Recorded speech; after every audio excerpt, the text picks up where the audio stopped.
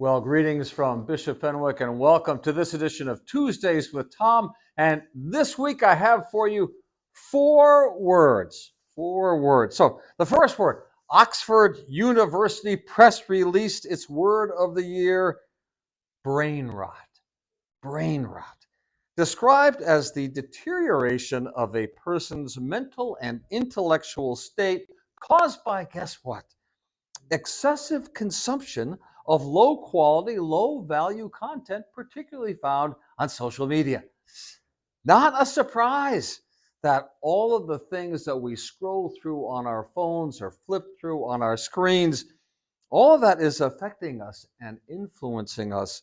It's not only limiting us, it's actually hurting us. It's hurting us. And it just reminds me that we have to make a conscious choice, an intentional effort to move away from these kinds of things, which I have trouble doing, I must admit.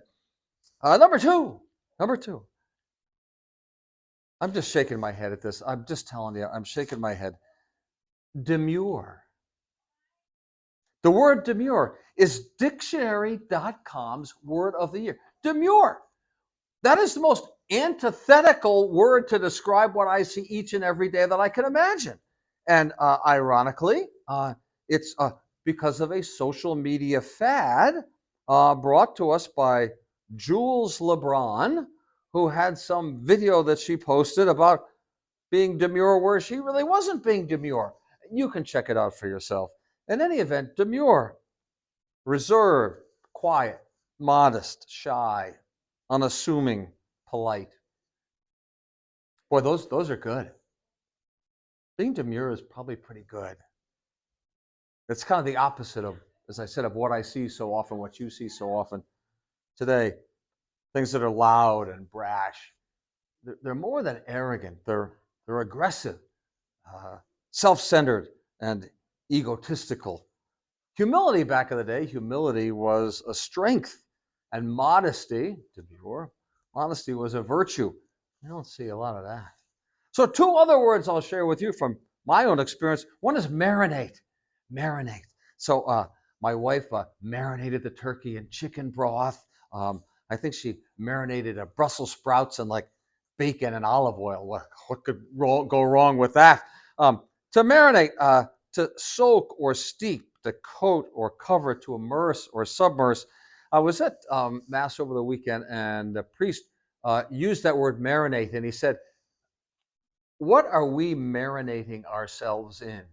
Is it positivity or negativity? Is it all the things that bring us down or all the things that lift us up? Is it seeing the bad in the other or seeing the good in the other?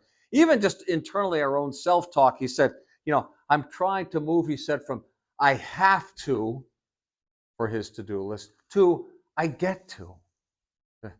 I'm trying to do that too. And lastly, my fourth word, I don't hear it often enough, and I don't see it often enough. The word respect. When we were younger, respect for elders and educators, respect for civil servants. Today is, by the way, the anniversary of the Worcester 6, 25 years ago today. 6 Worcester firefighters perished in a tragic fire out in Worcester. Military officers, respect for any organization or institution. Could be a team or a town, could be a club or country. Respect for family and friends, and that extended to those who were weak and vulnerable. It extended beyond our own inner circle to visitors and guests, and yes, even strangers. Respect for all. And I thought about that. Being respectful in some ways means being deferential to someone. Right?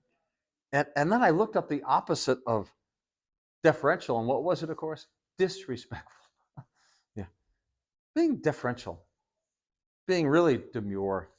I don't know. Those seem like great virtues. So may those virtues be with us this week, especially as we go into Advent. I'm surrounded by all kinds of words. I hope those words resonated with you. Have a good week.